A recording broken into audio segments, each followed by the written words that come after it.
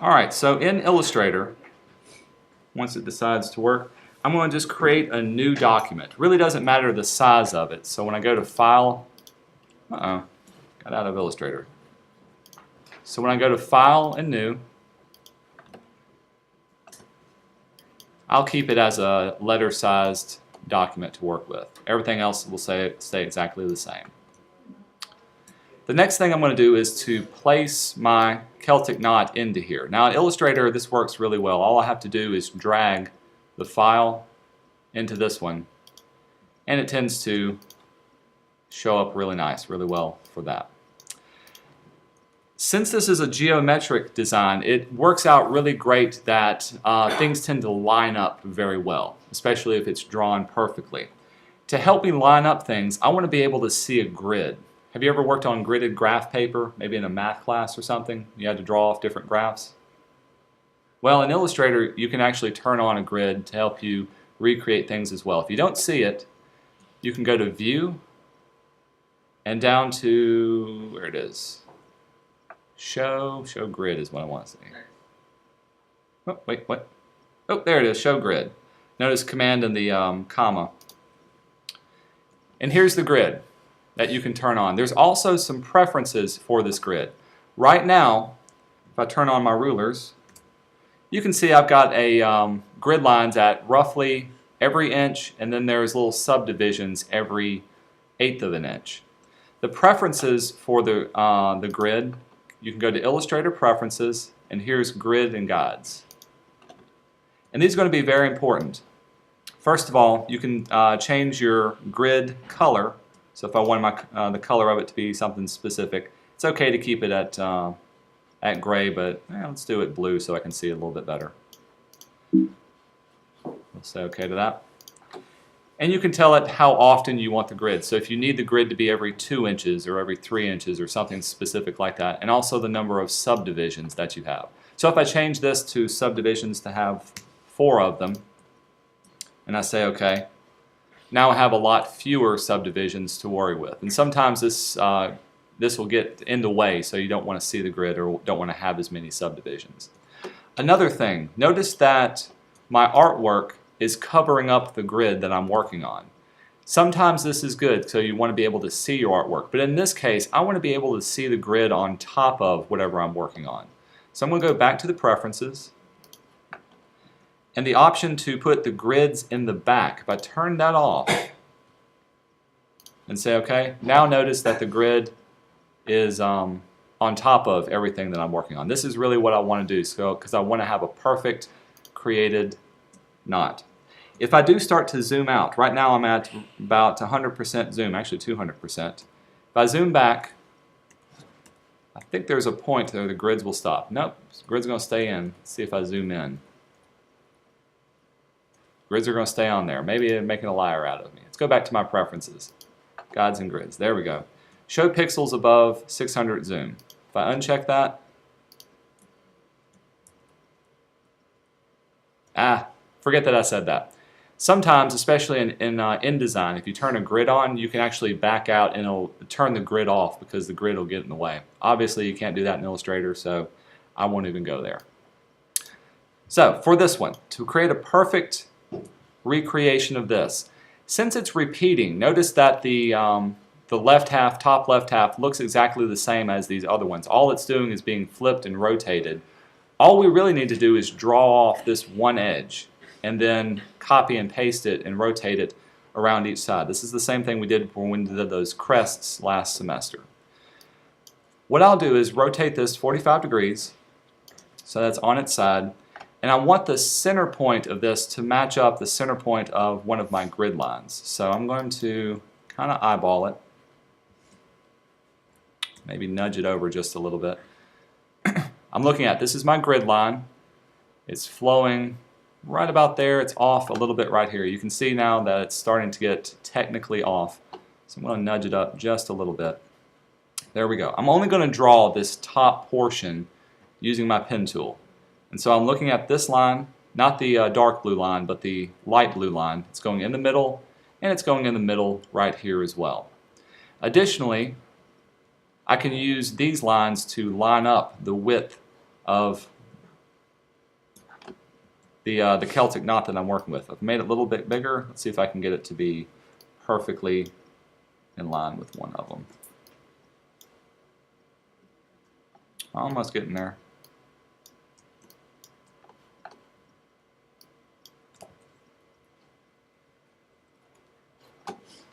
What I'm looking for is I want one of these guidelines to match this black line and this black line to match another guideline. You'll see why in just a second. This is going to be very important for when I redraw it and get them to line up perfectly with one another. There we go. So as I zoomed out, I was getting the black line to touch here and a black line to touch here. So when I draw a straight line, I'm going to keep it along that edge. The next thing I'll do is I want all my points to kind of snap to a grid. I don't want it to be off by just a little bit. I want it to be perfectly on there. So under View, you can choose Snap to Grid. With it selected, and you know it's selected because it has a little check mark on it, now every time I try to make a point, it's going to snap that point to one of my little pieces of the grid. So if I started making a point, let's say I started right here, I clicked there, but notice where the point was created. So if I drew right here, it automatically aligns it to where my grid is. This is a great way of quickly creating very technically perfect lines. I can't be off by a little bit. I'm going to give myself a few more guidelines just so I can have that little bit of flexibility. So I'll go back to Grids and Guides. Maybe I'll turn it up back to 8. We'll say OK. Alright, so now I've got little subdivisions that I can work with. Now that I've got it all lined up, everything's technically perfect, running through the centers, all I want to do is redraw this top portion, top right-hand portion of this grid. Notice, however, where it starts. So if this is my center point, y'all can count with me. I've got one block, and then 1, 2, 3, starts at 4 up here. Why do I need to know where the starting point of here is? Why would that be important? What do y'all think? So you can connect that to it. Exactly, because I'm going to connect, when I copy it, this edge to right here when I copy and rotate everything. So if this is one whole block, then 1, 2, 3, 4, I need to start one whole block, 1, 2, 3, 4 right here. And I need to know that's technically perfect. This will definitely come in handy a lot better. Since I've got it, all I'm going to do is go from here. So very quickly, I'll tell you what, let me set my fill color to be, we'll make it red so you can see what I'm working on. Remember, you can hold down your Shift key if you want to. What's the keyboard shortcut to deselect a line? Y'all remember? Y'all gotta learn your keyboard shortcuts. Shift Command A. So I'm going to Shift Command A, deselect that one. And I'm not caring about connecting them as long as I redraw each line. So I'm going to come down here. Maybe click and drag. It's going to be off by a little bit, but that is okay. This one's going to be technically perfect. Right there, and we'll end it up right there. Shift Command. Oops. This one's going to be off by a little bit. That's okay. So here to here. Here to here. Notice how my drawing is going to be off, but I'm getting the closest one to it, which would be that one right there. Actually, I need to shift that over. We'll tighten it up in just a second. Here to here. That one down. This one goes off by a little bit.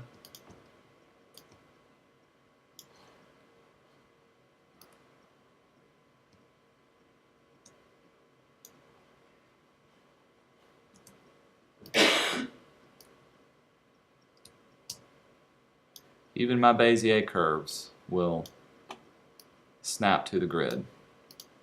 Shift Command A, get this line straight across, curves down to here.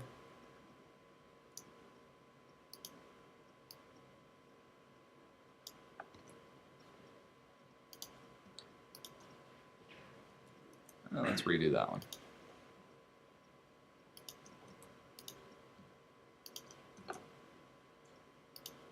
This is where you turn on music and just kind of zone out.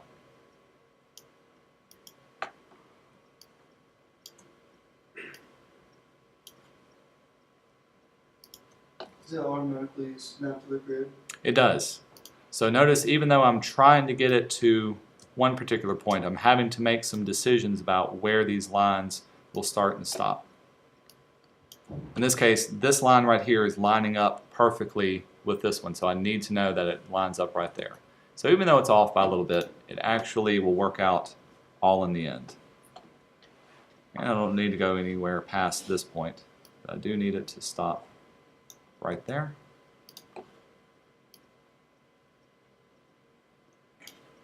Stop right there. All right. So there, we've redrawn the entire thing. I'll select my path. Let's turn off my grid so we can see what we're working with. And now I've redrawn this. Notice that it's off by a little bit. There I've got that point off, maybe a few little things that I can work with to clean it up. But we'll back that one up. Let's see. So that line needs to be a little bit deeper. If you do need to turn off Snap to Grid, remember you can go up to View, turn off Snap to Grid. And this one's only just a little bit, so I'm going to nudge that edge over just a little bit, clean it up from there. I'll keep going from here. So there's our top half that we're working with. I'll select them all. Let's make the line a little bit bigger so we can see it. Make it 3 point. And we'll turn back on our grid. Snap to grid, show our grid. So the next thing I need to do is to rotate this all the way around each particular quadrant. So let me line this up. First of all, I'm going to select it, Command G to group everything together. And we're going to place this, there we go, down here along this line and along this line. Now when I rotate this, if I make a copy of it, we'll do Command C, and then remember you can paste things in place, paste in front of another one. If I was to just rotate it now, this is what's going to happen. It's not exactly what I want because it's rotating right on top of it. What I'd like to do is rotate it based on this axis point right here. Here's how we're going to do it. So I've still got my copy selected. I'm going to choose my rotation tool, which is this tool right here.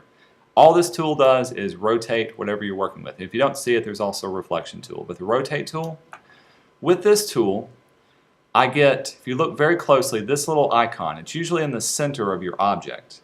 But you can change the rotation point by clicking and holding where you want it to be. So if I click and hold on this edge, now there's my rotation axis point. Watch what happens when I rotate this one. Click and drag. Now it's rotating relative to that point. Pretty cool. I want to do the same thing. Command C and Command F to paste in front. There's my rotation axis, still saved right there. When I rotate it, it's saved right there. Now notice now I'm kind of getting off a little bit. Command C, Command F, rotate it again, and now I'm connected up to that point right there. Now I've recreated the entire Celtic cross all in vector points.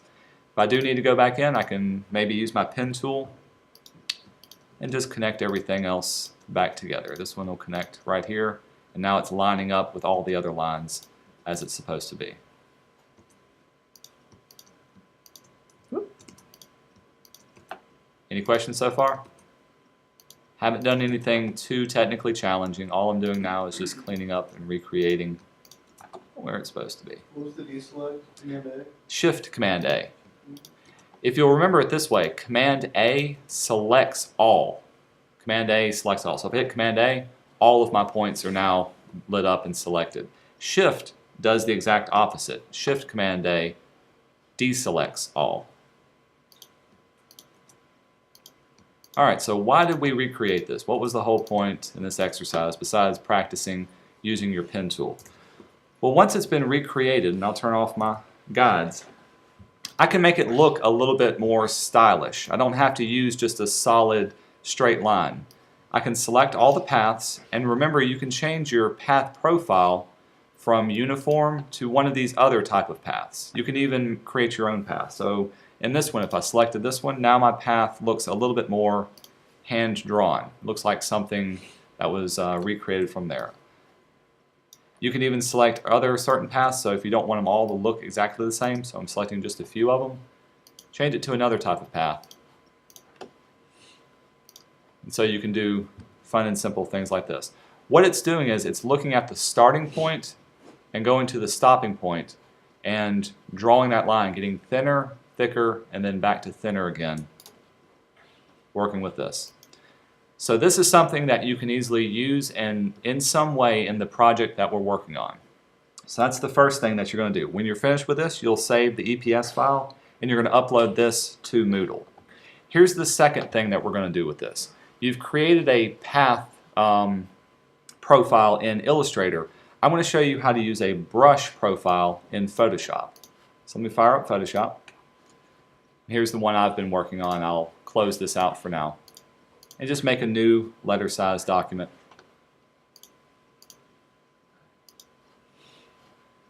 And this is the one we're going to work in. What I want to do is copy the vector file into here. So I'm going to select all, Command C, jump into Photoshop, and Command V to paste it.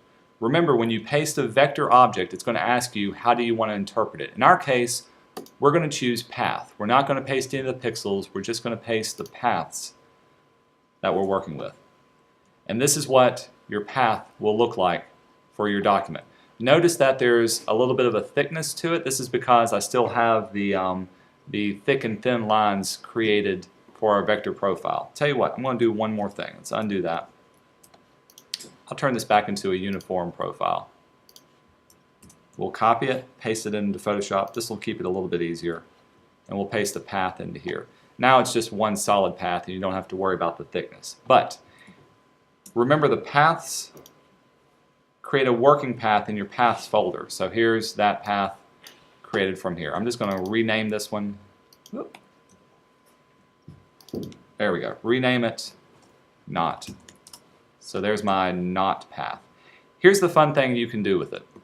With a path, more than just making clipping paths, you can actually paint using these type of paths. Remember, if you want to select a path, you can't use your regular black arrow selection tool. You have to use the vector selection tools down here. Here's the white arrow, here's the black arrow. What's the difference between these two? What is the black arrow? Exactly. The black arrow selects the entire path. The white arrow allows you to move just individual points. And we want the entire path. So now I can select this path.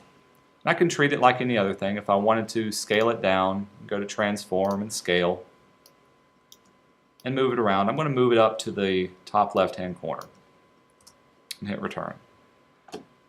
With the path selected, especially with the layers selected, I'm going to choose my brush tool.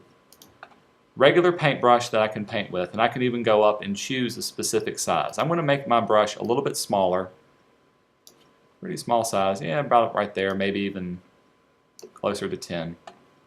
And we'll make sure my hardness is turned up really, really high. So I've got a hard brush, and I'm going to change my fill color to be red for now. So if I was to paint with my paintbrush, this is the type of line that it will create it. But since I have a path selected, I can tell Photoshop to paint along these path lines. To do this, we'll pull up our paths palette. At the very bottom right-hand corner, this icon, with it selected, will paint along that path outline from there. And you can use this almost as a stamp. What Photoshop is doing is it's following along each little individual line. And so if I use my Move tool, I can move this around, just move the path, and there's the path already painted out from here. I can change the color or the size of my paintbrush. So let's say I made my paintbrush even smaller. Very, very small paintbrush. I've got my knot path selected. Now when I click here, it'll paint it off even smaller from there. I can change colors. If I change it to, say, a blue. As long as I click on it, it'll create the path and paint on top of it. Whatever brush that I have selected is the brush that it's going to work with. So if I have a paintbrush selected, it'll work with the paintbrush. You can use an eraser tool and it'll use the eraser to follow that path. Here's the extra fun thing. You can use some of these specialty brushes. So let's say, tell you what, I think this leaf. Here's what this leaf brush will allow me to do. Let's make it a little bit bigger so I can see it. Or is it too big? Too small. There we go. This leaf brush is a scatter brush, and so when I click and drag with it, you can see it scatters out a bunch of leaves. Well, with this one, let's make it a little bit smaller. I'll move my Celtic Knot over, choose my brush again. Now when I click the brush path, give it just a second, you can see now it's filling in the brush leaves with that. Maybe that's something that won't be too helpful to you, but you get the idea of what it's doing. It's following along that particular path. What I want you guys to do is, first of all, recreate the Celtic Knot and paste the path into Photoshop. Then I want you to fill up the rest of the page just practicing making your own paths and putting a stroke or a paintbrush path along it. You can do this with the pen tool. As simple as this, make a new path selection, so there's path 1. And all I'm going to do is, first of all, change that to path and start redrawing different paths. Click and drag around. Choose a paintbrush. Maybe I'll change it back to a regular type brush. And then practice making paths that follow along the paths that you created. Remember, these are just exercises, something simple that you can apply to your design. Now, what I want to see in your branding campaign is how can you use this technique in your branding campaign. One simple thing you can do, like I'm making my my poster right now. First of all, remember you're supposed to use a clipping mask. Guess what I'm using for my clipping mask right here? I found this awesome picture of a of this night sky. I love this little gradient that it had. So I'm using my clipping mask to give me that type of a gradient. You don't have to do that, but that's something that I'm doing. But to use my path, let's say I wanted to underline this and have a specific style go with it. So maybe I would make a new path, choose my pen tool, and I can create a line path. We'll have it go maybe part of the way around it.